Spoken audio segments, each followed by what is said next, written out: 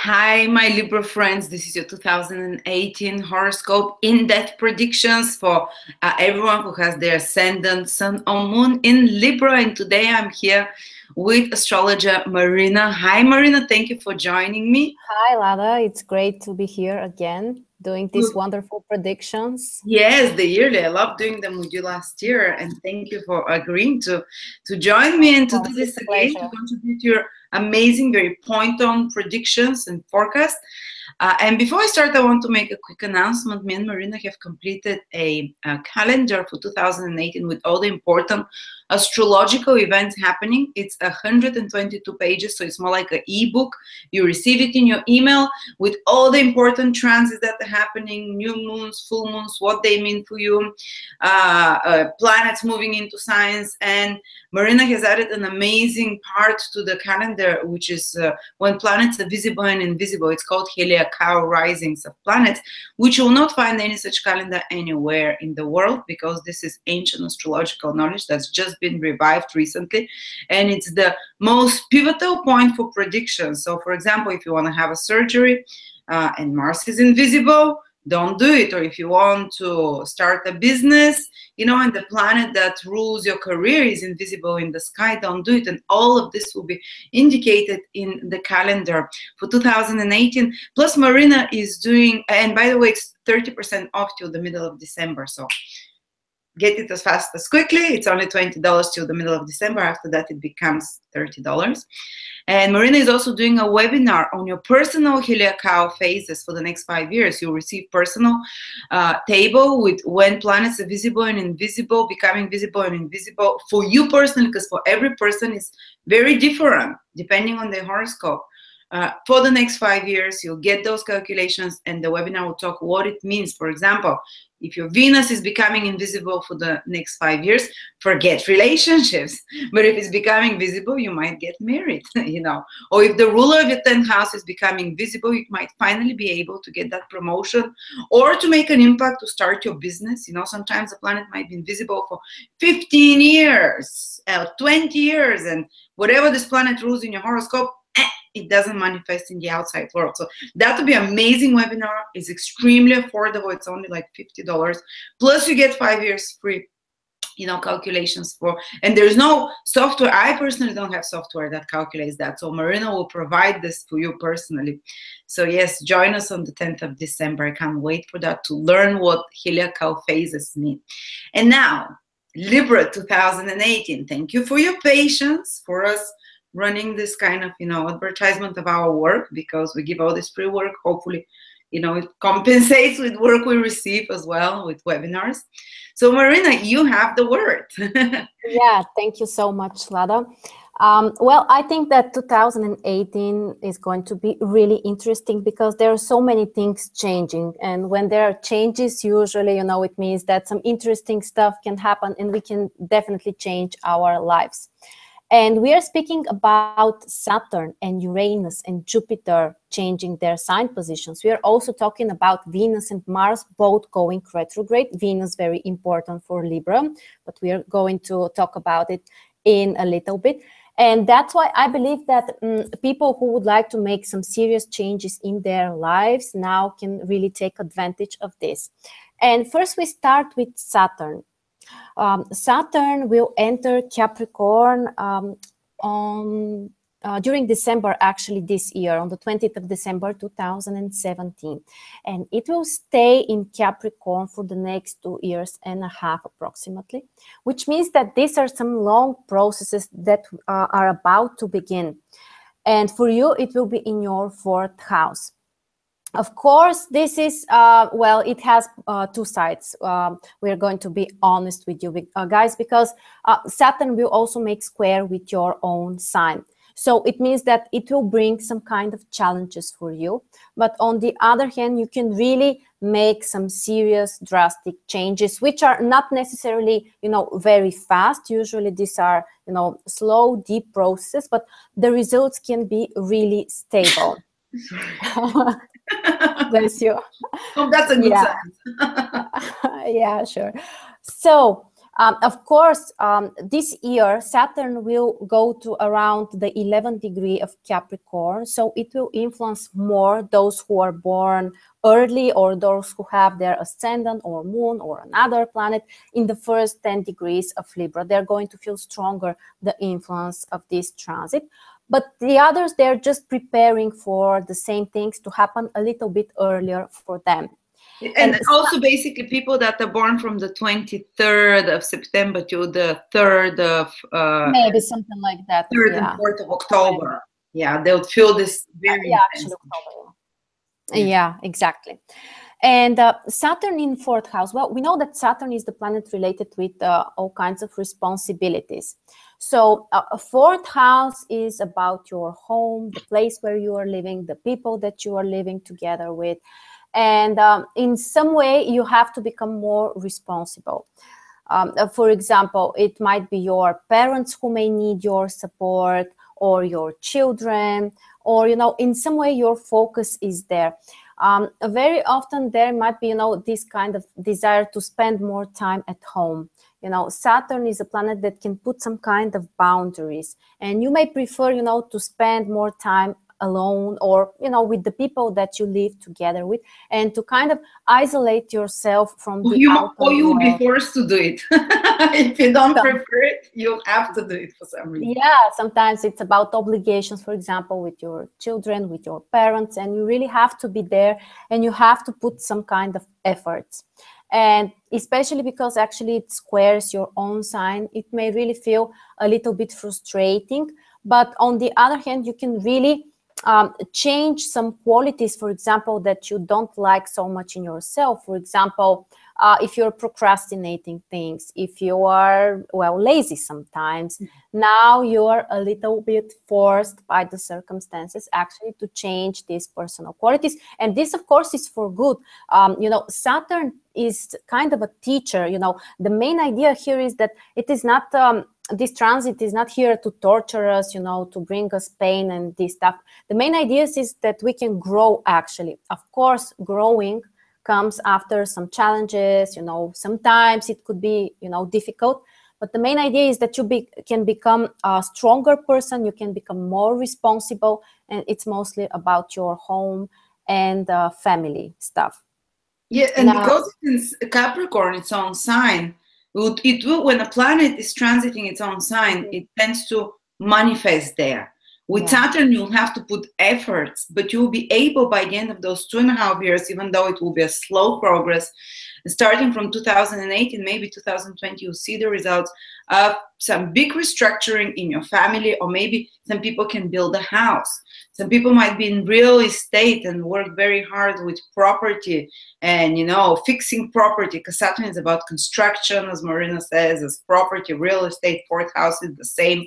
So they have a kind of here the agenda for people that work in hospitality, in real estate, can be just indicating increase of a lot of duties, responsibilities, and can be very productive. Or by the end of this period, you might have changed your place of living. You might have build a second floor to your house. You might have added another child to your family, which requires you to spend much more time at home and to work much harder and to have more responsibilities at home as well.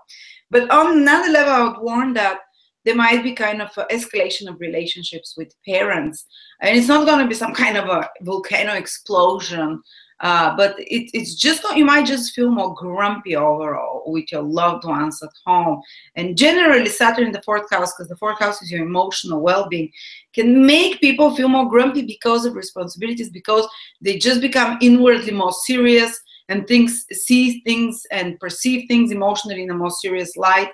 And that's one side effect that you have to be careful and you have to be aware of, so you don't over-exaggerate it and you know, make mountains out of molehills about it. Yeah, exactly. I think that, well, one of the best things that you can do is to change something related with your home. Maybe if there is something which is broken, now is the time to repair that. Now is time to take care, you know, of the problems at home. And it could be, you know, problems with the property or problems with your family members as well. And yeah, the main idea is to be more realistic about the situation And also, I think that property and buying a property, investing in property is something great that you can do when Saturn, especially Saturn in Capricorn, enters your fourth house. Exactly. Yeah. So for Libra, that's, yeah, well, it could bring some challenges, but also you can take advantage of some, you know. Yeah, and both can happen, you know, and both the good and the negative. Well, negative, relative, everything is relatively. At the end, the universe all uses it for growth, for something good. Yeah, and well, the other news is about Jupiter. Jupiter will be in Scorpio most of the year, actually until the 7th of November. And this for you is your second house. And this is actually great news because second house is really important in our, you know, in today's material world. Second house is everything which belongs to you. All kinds of personal resources, including money, of course. And we know how Jupiter, you know, expand things and can make things easier for you, and you can really gain something. So for your financial situation, this is actually great news. Sometimes it may not happen immediately. It may take some time. And actually, by the end of this transit, you may realize, well, even if you're not rich already, you know, you kind of, you know, manage with your finances better than you used to. Even if it's, you know, not so such a big amount of money for you, you still can, you know, handle with what you have. So anyway, you know, the main idea is that the financial situation and your belongings, you can really expand in this area. By the way, this combination, Jupiter in second house, Saturn in fourth house, is great for investing money into property.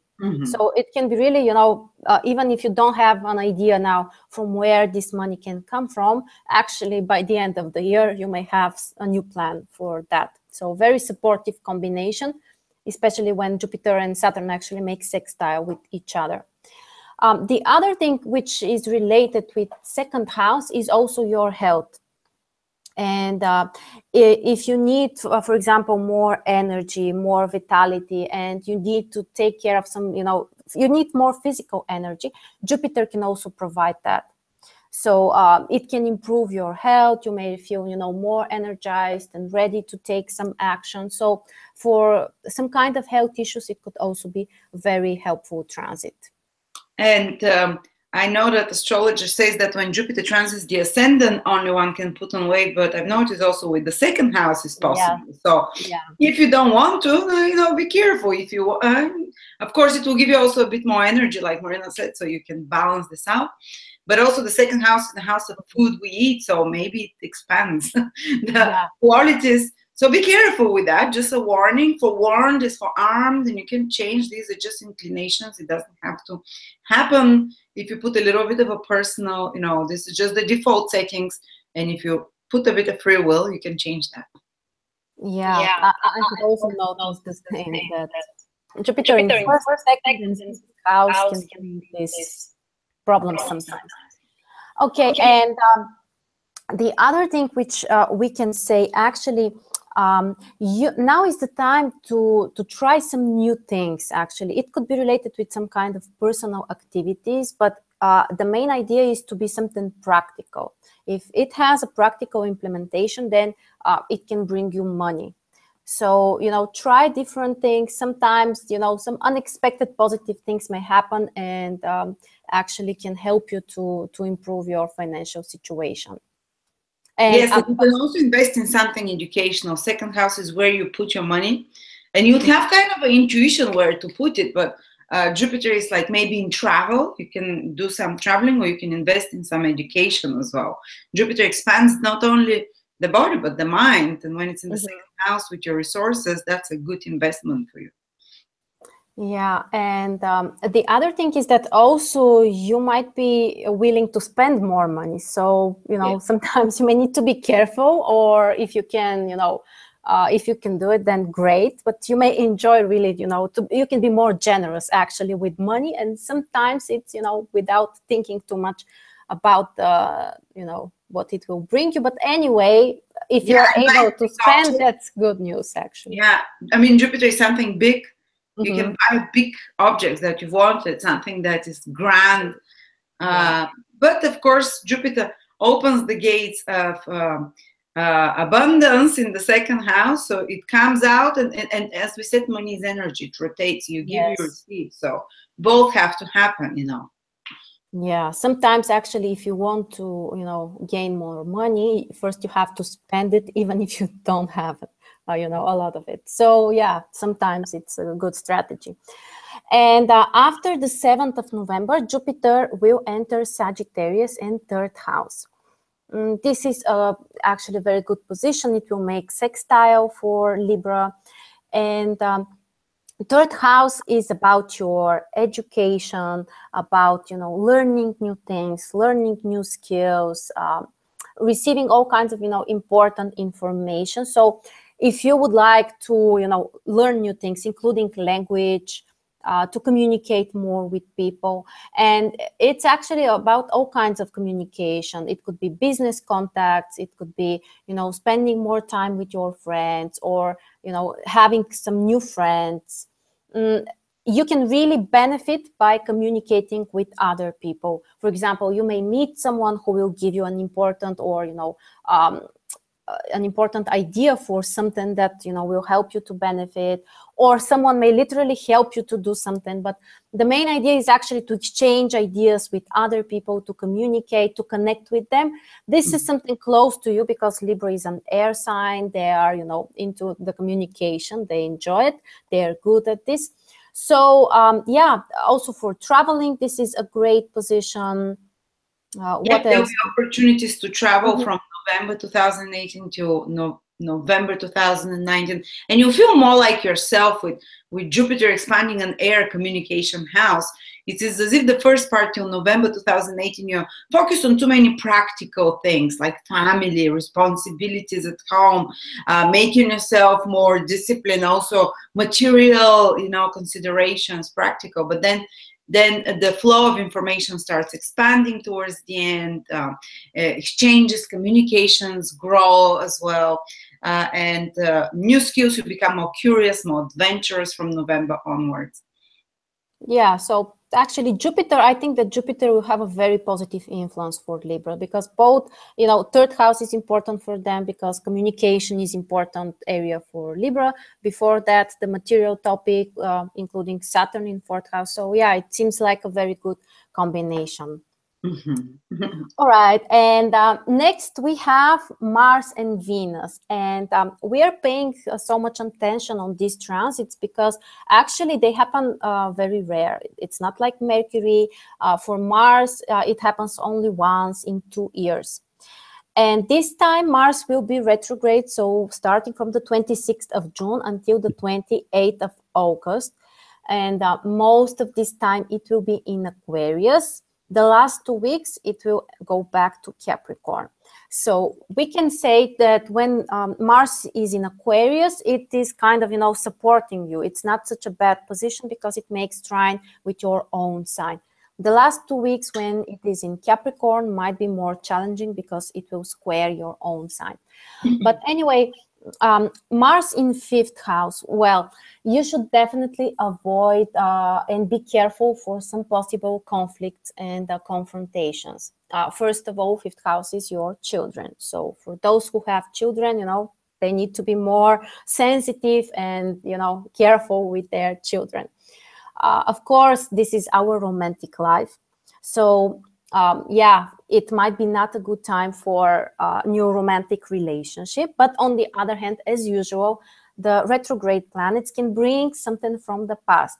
So you can meet with old lovers, with old partners, someone that you had interested in, but, well, maybe didn't work very well. You can call these people. They may appear out of nowhere sometimes. And actually, if you're restarting those type of relationships, that's something good which you can do when Mars is retrograde. Oh, wow. I will kill my husband if he does that.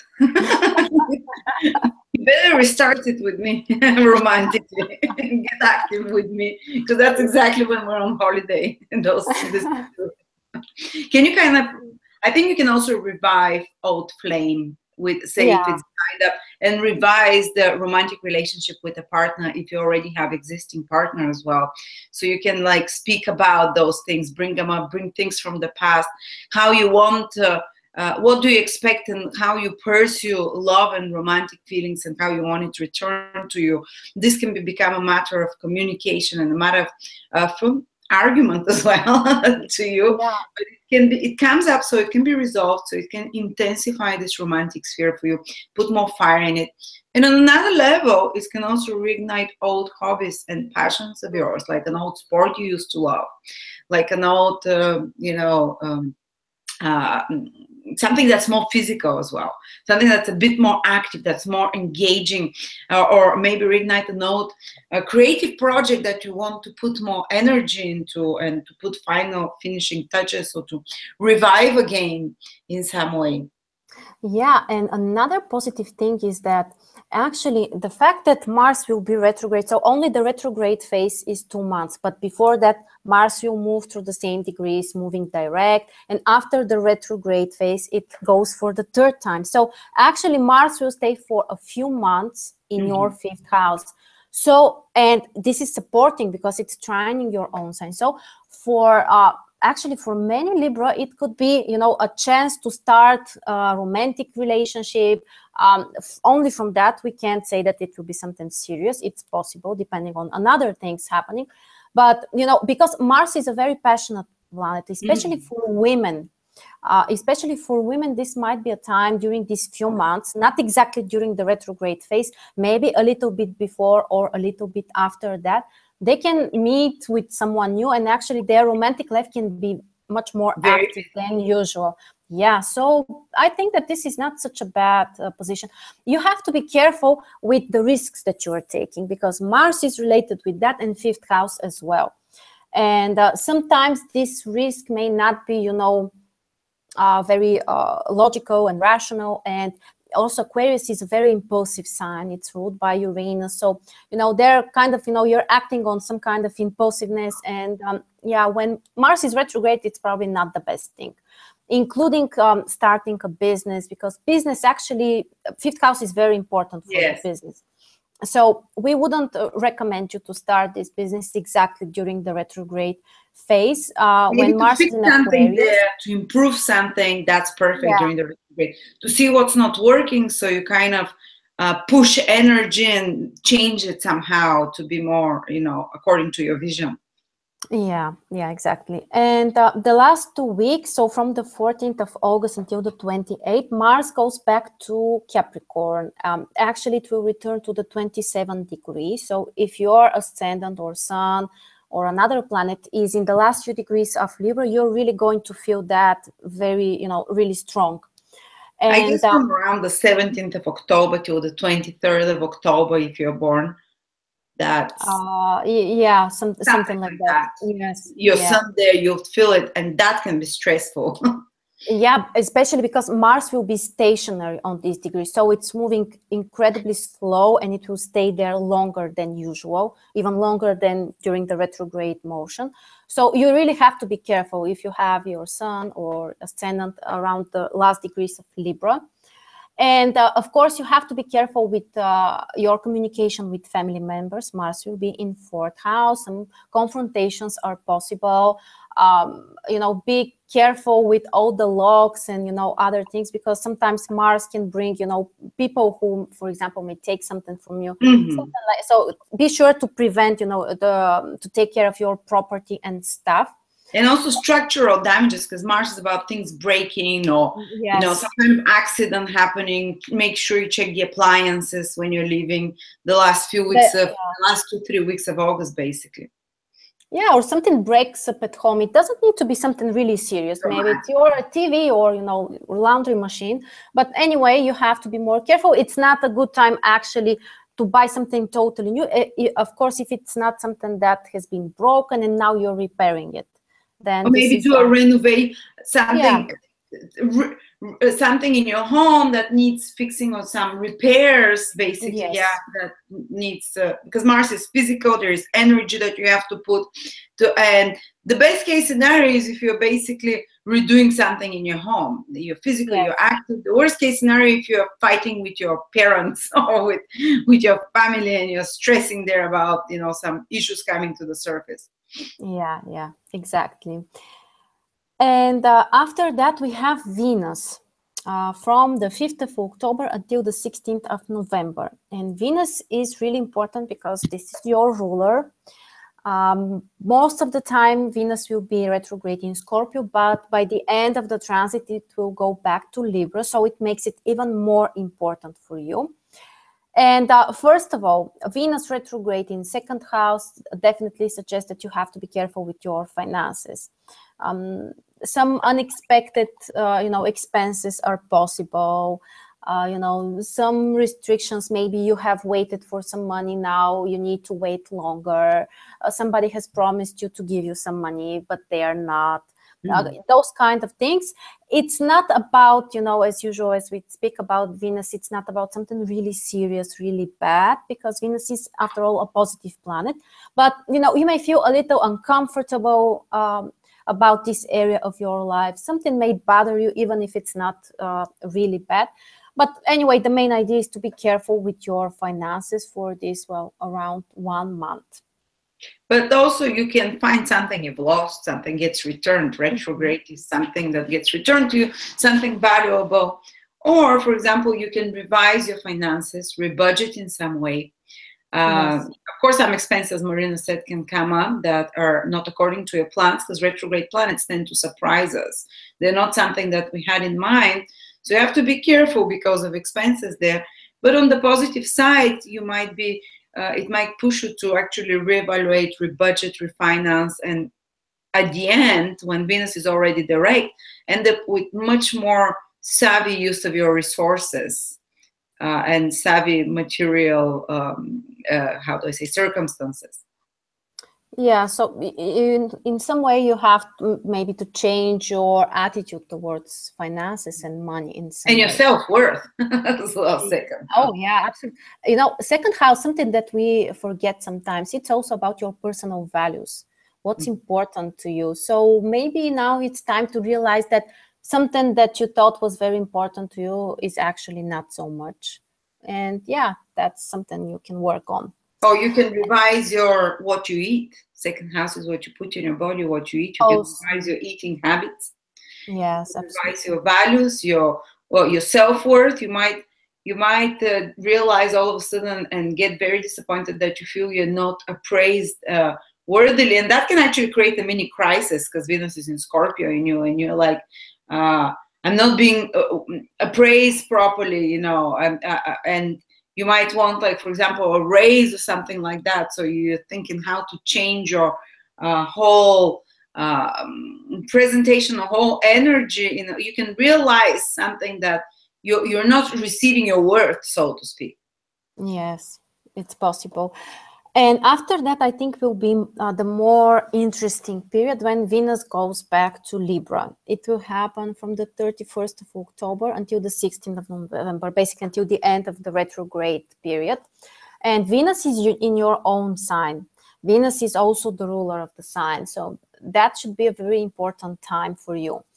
In some way, you may feel frustrated, like things are not moving as fast as you would like, in the right direction in which you would like. But I think that this is a time when you need to step back a little bit, to give yourself a rest, maybe to think about and change a little bit your plans, your direction. It's not the best time, to start something completely new, which is important. Generally, the retrograde planets are not, don't support that. On the other hand, Venus is always related with relationships and our love life, and so is your sign related with that. So, yeah, you may feel frustrated in some way with your relationship, but speaking of the past, you can also expect some old partners and lovers to come back to your life. And the topic about love actually is really important for all of us when Venus is retrograde in Libra, but especially for you guys, it will be really important time. Mm-hmm. And I think there is a chance that because Venus rules the 8th house, that something owned to them from someone else might be returned back to them in some way. When Yeah, if we're trying to be positive, yeah, I am always trying. Yeah, it's possible. Yes, there's like a big shift in their image and how they view themselves and how they evaluate their worth in themselves, and re-examining their actions. They knew what is their next action to do, and changing somehow the strategy, because Venus retrograding in sign, guys, it's a big rehaul of your approach overall to life generally. Yeah. And Venus is also related with beauty and your appearance. So you may realize that you need a change. I wouldn't recommend you to make something important like plastic surgery or, you know, a more invasive beauty procedure during this time. You may decide, for example, that you need a new haircut, something like that. But it would be better to make that step after Venus goes direct. Especially when Venus is in your own sign retrograde, it's not a good time to change something drastically in your appearance, because the chance is that later you will decide that you don't want that and you will change it again. If it's something, you know, which is not so serious, then go for it. But if it's something important, then you'd realize that you know you need some change around that time, and you do it after the 16th of November. Yes. Or you might do some kind of a cosmetic thing before Venus goes retrograde, and then when it goes retrograde, you might need to go and repeat it or something like that too. Yes. Anyway. Okay, and finally we have the lunar nodes, which we know that are also very important because they're kind of, you know, related with our task and what we should focus on. The North Node will be in Leo most of the year, which is your 11th house. And the North Node is similar to the influence of Jupiter, which means that it brings some opportunities, some kind of growth. You can expand something. It's actually good for you to focus on this area. And 11th house, it's about communications. Again, this is something close to your nature. So it may help you actually to feel better. And you need actually to communicate with more people. This will be great. It could be friends. It could be some kind of community that you are part of. People, for example, who have political interests, they may spend more time with, you know, people with the same interests. The main idea is to be connected with others, to, you know, to share your message, to spread your message with other people. Of course, friendships are related with 11th house, so you can benefit from your friends. You know, you may feel better by spending more time with your friends. And create new friends, because North Node is about newness, something progressive, and maybe spend time in, join groups. For example, I've never joined groups, and North Node was in my 11th house, and I joined 2-3 clubs, and I was like, that's not like me. And then it went out, and I never went to those clubs again, you know. But it's, or you just create a new social circle around you with the North Node, with new, exciting, very different people than you've had before. So yeah, that's something you can expect to experience the whole 2011. Yeah, and another thing is to actually to learn to be more a team player. So, you know, to not only to focus on your personal desires, but actually to be able to do something together with others, even if it's not the best thing that you can do right now for yourself. And another reason is that actually you have the South Node, of course, in the opposite sign and house in your 5th house.